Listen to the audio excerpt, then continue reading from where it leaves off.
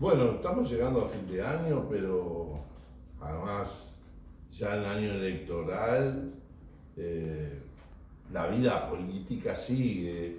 eh, Capaz que cambian los ambientes de las reuniones con el receso parlamentario y demás, pero muchos medios de prensa eh, se habla, se opina de algunos temas de seguridad social que sin duda, como es el tema del plebiscito, va a estar en discusión a lo largo de todo este año electoral.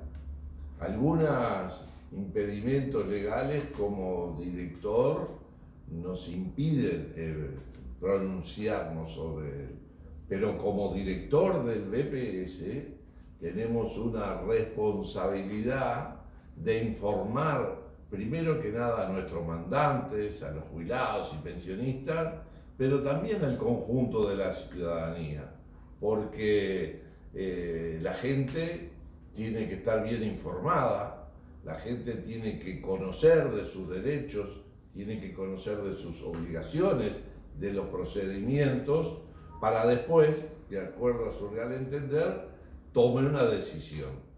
Pero miren ustedes, hemos escuchado los riesgos que hay, que pueden desaparecer los fondos de la SAFAP, que te lo expropiarían si el resultado del plebiscito es positivo, se confiscarían esos fondos, como si fuera una montañita de plata que está ahí arriba de la mesa, que no tiene controles, que no tiene administración o que no hay antecedentes que,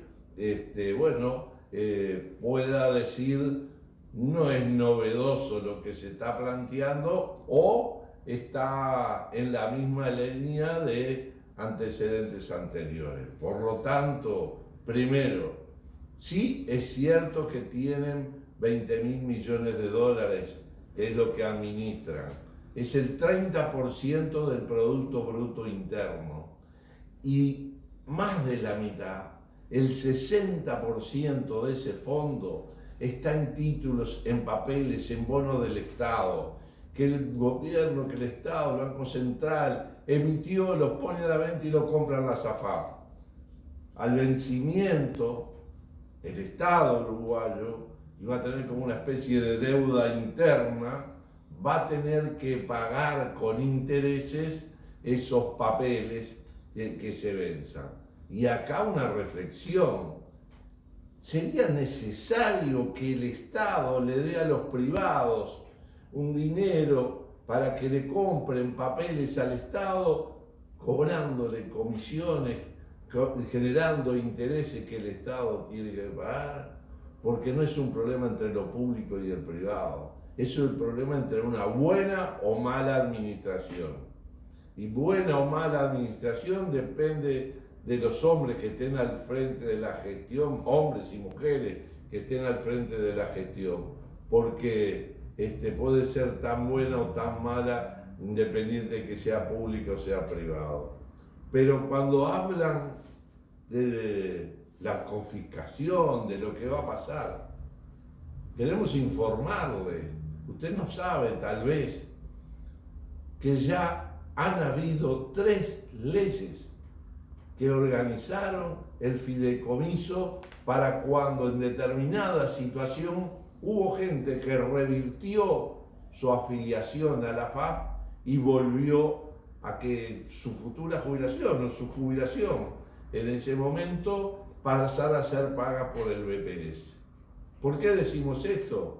Porque en el 2016, la ley 19.162, ahí, producto del diálogo, permitía que a los afiliados voluntariamente, esos que nunca ganaron 78.700 pesos, pudieran hacer una simulación en el BPS y decir, ¿qué pasa si yo me vuelvo al BPS y me desafilio de la FAP o no aporto más a la FAP porque no tengo obligación?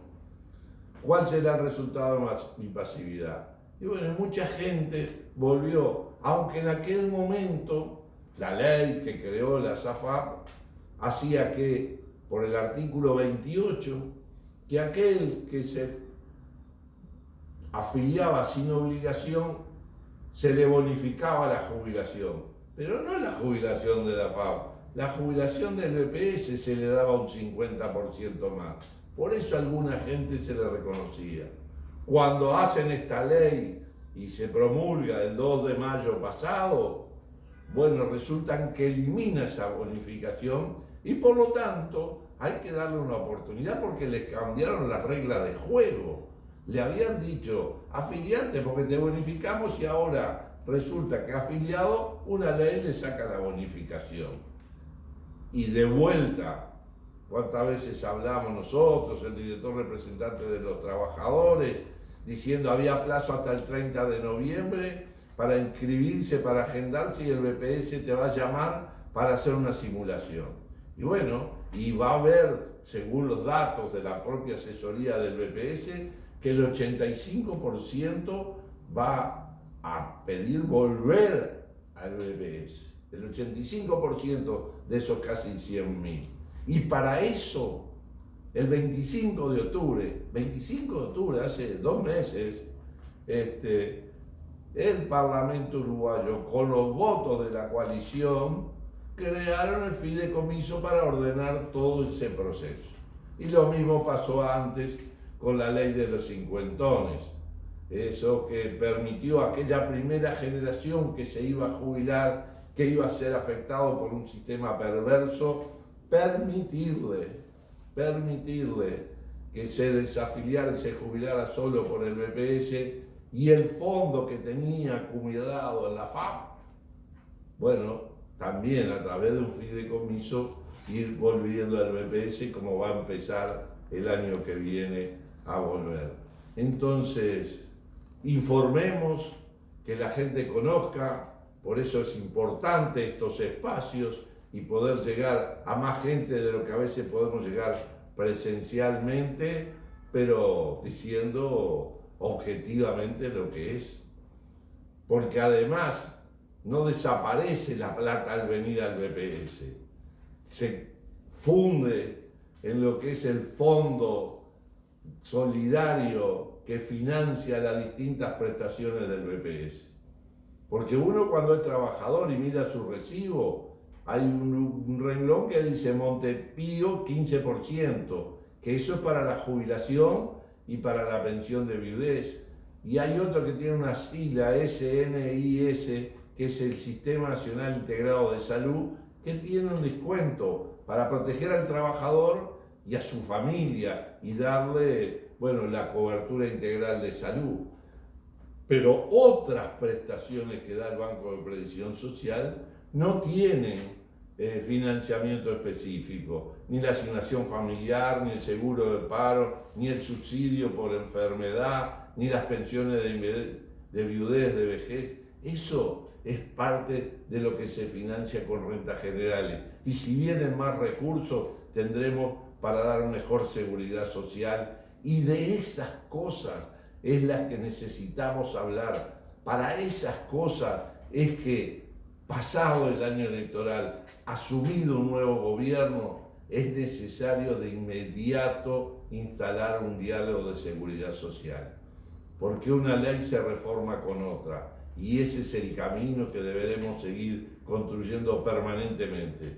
Porque no hay en el mundo un modelo ideal para todos los países en materia de seguridad social y que además perpetúe de por vida. ¿Por qué? Y porque el mundo del trabajo cambia, la forma del financiamiento a veces también se cambia, y bueno, y de todo eso debemos seguir conversando. Por eso agradecemos este contacto y les deseamos lo mejor. Felicidades para el 2024. Un gusto de compartir con ustedes.